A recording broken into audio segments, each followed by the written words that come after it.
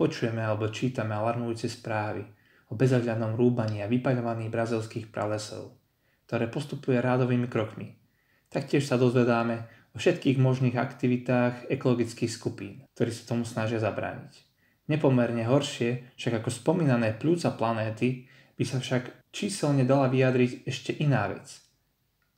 Ako sa postupne ľudstvu stráca intuitívny zmysel pre skutočnosť, zmysel pre bytie, ako sa vo vnímaní ľudí postupne zatierajú rozdiely medzi reálnym a nereálnym alebo ireálnym a ako sa mnohí stávajú obeťami rôznych siekt a guruov náboženských alebo sekulárnych. Rozdiel medzi ohrozením pľúc našej planéty a ohrozením nášho rozumu je však bohužiaľ ten, že na obranu ľudského rozumu sa ľudia nestávajú takmer vôbec. Aj kvôli tejto situácii je v zabudnutí filozofia, ktorá je predsa z povolania boriteľkou povier. Toto je nutná časť náčrtu dejín filozofie.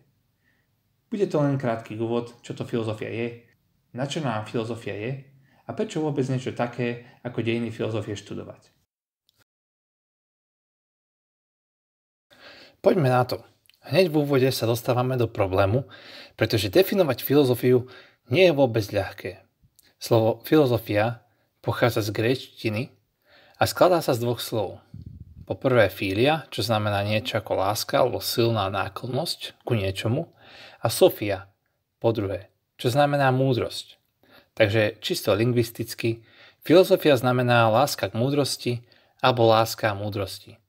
Toto nám však nemôže stačiť, pretože dejiny filozofie, aspoň keď sa učia na školách a keď sa o nej píše v odbornej literatúre, sa nezaoberá len ľuďmi, ktorí milovali múdrosť. Napríklad katolícky filozof Peter Kreeft napísal knihu Najväčší filozof. Ak si myslíte, že je o Sokratovi alebo Platónovi, tak ste na omyle. Kreeft označil za najväčšieho filozofa panu Máriu z jednoduchého dôvodu, že milovala Boha a milovala Ježiša Krista, ktorých bola múdrosť čo najviac prítomná. Panu Máriu však v žiadnej histórii filozofie nenájdeme. Väčšina filozofov miluje múdrosť, ale nie všetci, ktorí milujú múdrosť, sú zaradení do histórie filozofie. Len tí, ktorí po sebe zanechali nejaké dôležité dielo. Dielo, ktoré je produktom ich myslenia, ale nielen to. Toto dielo nemôže byť len súborom nejakých múdrych myšlienok, ako vidíme napríklad v nejakej knihe prísloví alebo v nejakých múdrostiach východnej filozofie alebo východného náboženstva. Dielo západného filozofa je akási teória. A táto teória musí mať aspoň 4 znaky. Poprvé, čo je celkom evidentné, filozofia musí byť vo forme výrokov alebo vo forme vied. To je prvá črta. Máme filozofov, ktorí písali do pergamenu, iní písali na papier z teliacej kože, iní písali do stroja, iní písali do počítača. Niektorí, ako napríklad Sokrates, nepísali vôbec. Tak či tak, aj on sa musel vyjadrovať vo forme vied. A všetci sa vyjadrovali vo forme nejakých vied, výrokov. Filozofia teda nemôže byť len nejaký obraz alebo nejaký film. Môžeme síce povedať, že film Matrix má veľmi zaujímavú filozofiu, alebo za nejakým obrazom sa skrýva zaujímavá filozofia alebo za nejakou spoločnosťou. Ale napriek tomu, aj keď sa to tak hovorí, ak to nie je spísané vo forme vied, nemôžeme to považovať za filozofiu v prísnom chápaní tohto slova. Po druhé, tieto vety nemôžu byť akejkoľvek vety. Výroky musia byť vo vnútri nejakej teórie pospájané nejakým logickým zmyslom, nejakým logickým spôsobom. Musia byť akýmsi logickým spôsobom previazané a nemali by si protirečiť. Napríklad mnohé východné filozofie, buddhistické, zen buddhistické, ale aj západní spisovatelia, ako napríklad Chesterton, paradoxy príjmajú, nevyhýbajú sa im, dokonca ich považujú za veľmi dôležitý prvok reality. Ale v dejinách filozofie sú paradoxy skôr no-no. Poukazujú na určitú slabosť teórií a protirečenia môžu viesť k neudržateľnosti teórií, takže sa im snažia filozofii vyhnúť. Po tretie, tieto výroky nie sú len typu halabala, bez ľadu a skladu, alebo múdrosti typu veci sa majú tak a tak, lebo sa to niekomu tak zdá. Jednoducho to nemôžu byť len nejaké útržky pseudofilozofie, ktoré používa akýkoľvek mudrland pred telkou, ako náhle vidí politikov a začne si myslieť, že ako lepšie by to urobil on, kebyže je na ich mieste. Filozofia musí vychádzať z určitého zanalyzovania sveta a táto analýza je vyjadraná do veľkej miery pomocou pojmov. To prvé, ten mudrland pred telkou, má skôr svetonázor. Svetonázor máme všetci. Je to určitá osobná mytológia, ktorú si každý z nás vytvára prirodzene a každý z nás v nej verí. A prirodzené je na nej to, že každý sa snaží nájsť si poriadok vo veciach, ktoré on považuje o svete za pravdivé. Bohužiaľ, málo ľudí si uvedomuje, že všetko, čo si myslíme my, si už myslel niekto iný v minulosti alebo aj v súčasnosti a skoro všetci boli spochybnení. Nie je tak filozof. Filozof sa snaží mať prehľad o histórii, rôznych postojov, myšlienok a názorov a robí si v nich poriadok viac z logického ako z osobného hľadiska. Na tomu slúžia dejiny filozofie. Ak ich dobre pozná, má mocnú zbraň, ako prísť s vlastnou teóriou, ktorá by sa vyhla logickým omylom minulých teórií. Avšak nielen história filozofie je jemu, ale aj každému z nás nápomocná, ale aj pojmy. Čo sú to tie pojmy? Určite ste to už počuli, ale myslím si, že väčšina z nás má o tom len takú vágnu predstavu, že čo to tie pojmy vlastne sú.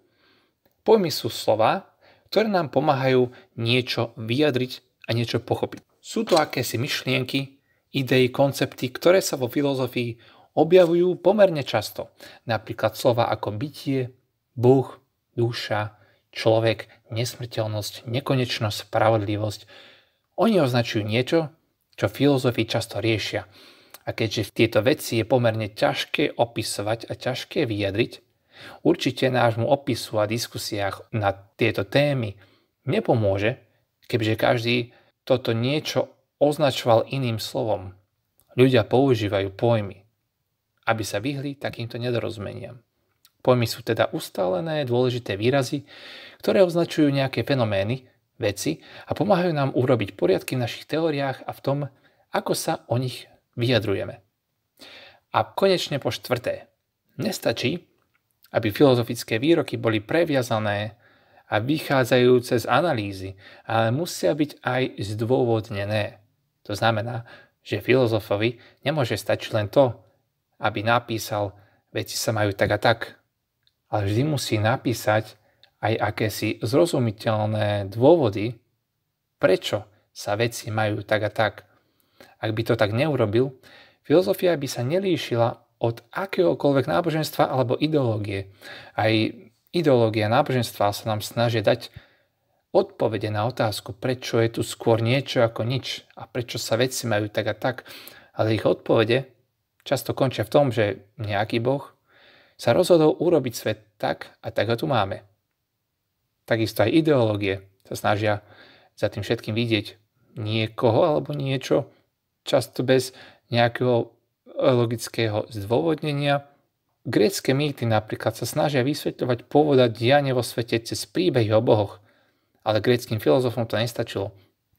Filozof sa snaží rozumne vykázať, teda zdôvodniť v súlade s logickým myslením, kritickým myslením a v súlade so svojimi skúsenosťami o svete, ktoré sú mu dané, prečo sa veci majú tak a nie inak. Veci sa majú síce zložitejšie, ako som to vysvetlil. Napríklad učebnica od pani Furstovej hovorí o filozofii ako vede a filozofii ako múdrosti.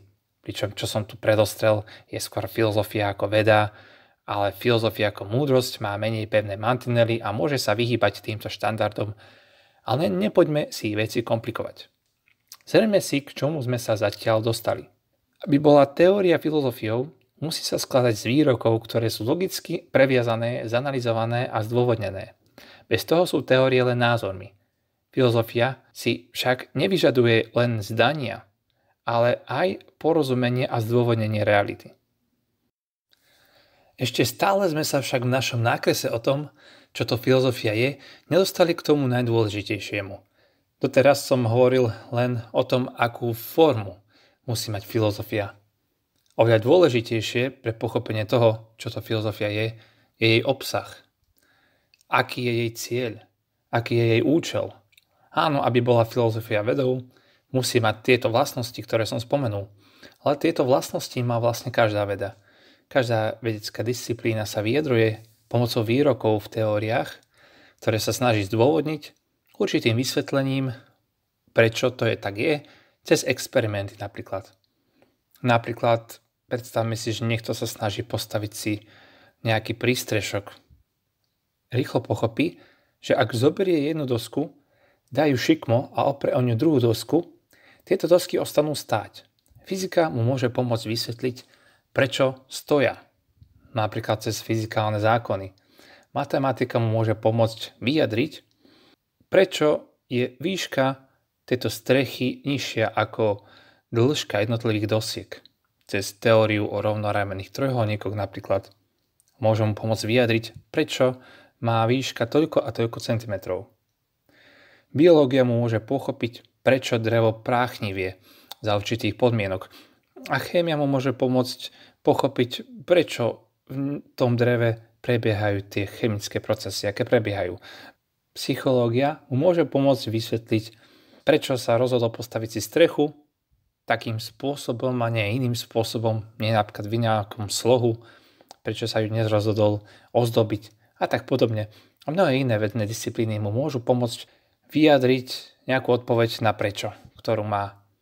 Avšak všetky tieto vedné disciplíny sú len čiastočnými vysvetleniami, len nejakými výrezmi z tej reality. Filozofia sa na rozdiel od ostatných vedných disciplín nesnaží dať nám len čiastočnú odpoveď na to, čo prežívame, tak ako ostatné vedy. Filozofia sa snaží byť univerzálna, snaží sa objať všetko, čo existuje, výjsť poza pozorovania špeciálnej vedy a našej empirickej skúsenosti a podať nám celkový pohľad na svet. Toto je úlohou filozofie, aspoň v jej tradičnom chápaní. Filozofia sa snaží výjsť za čiastočnú ľudskú skúsenosť a dať nám to najvšeobecnejšie, najširšie vysvetlenie o svete, aké je vôbec možné. V našom príklade o človekovi, ktorý si rozhodne budovať strechu pod holým nebom, filozofické otázky, ktoré sa človek môže pýtať, znejú. Prečo som vôbec na tomto svete? Je to všetko len náhodou? Alebo všetko to má nejaký účel, zmysel, ktorý mám naplniť? Existuje za tým všetkým Boh? Existuje za tým nejaká vyššia sila, alebo je to len náhoda? Prečo je skôr niečo ako nič? Čo to znamená, že niečo existuje a niečo nie? Teda čo je to bytie a čo je to nebytie? Čo všetko môžem vedieť? Čo mám konať? V čo mám dúfať? Čo je pravda? Je to niečo, na čom sme sa dohodli, alebo je to niečo objektívne a väčšie? Mnohé iné otázky. Tieto otázky nazývame aj fundamentálne otázky alebo hraničné otázky človeka, pretože ustanovujú určitú hranicu, za ktorú sa už nie je možné pýtať. Napríklad otázky, existuje Boh alebo čo je bytie, sú hraničné, pretože pojmy Boh alebo bytie sú entity alebo veci, za ktoré už nemôžeme myslieť. Jednoducho nemôžeme myslieť niečo vyššie ako Boh. Alebo nemôžeme myslieť niečo podstatnejšie a základnejšie o realite ako bytie. Odpoveď na tieto otázky a porozumenie, ktoré z toho pre človeka vyplýva, je hlavnou úlohou filozofie. Okrem toho, ďalším významným cieľom filozofie je zbaviť nás bludov a povier. Cez logickú argumentáciu a kritické myslenie odhaliť medzery, nekonzistentnosť alebo až absurdnosť postoja alebo teórie a tak sa vyhnúť nebezpečiu, ktoré často takéto postoje prinášajú. Aby som zhrnul, k čomu sme doteraz dospeli. Filozofia je teória vyjadrená vo vetách, ktoré sú logicky prepojené, preskúmané, zdôvodnené a jej cieľom je dať nám odpovede na najuniverzálnejšie otázky o svete alebo dôvody pre popretie nejakého bludu. Filozofia môže byť teória, ale aj spôsob uvažovania alebo vedeckej práce, ktorá takéto teórie vytvára. Dejiny filozofie teda sú dejiny typu uvažovania, ktoré produkuje filozofie alebo filozofické teórie.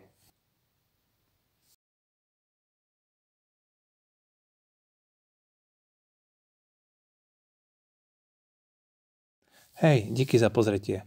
Ak sa ti páči moja tvorba, môžeš ma podporiť tým, že klikneš na páči sa mi to, alebo sa staneš mojim odoberateľom. Taktiež mi môžeš prispieť finančným príspevkom na číslo účtu, ktoré nájdeš na stránke www.nacrtdeinfilozofie.sk.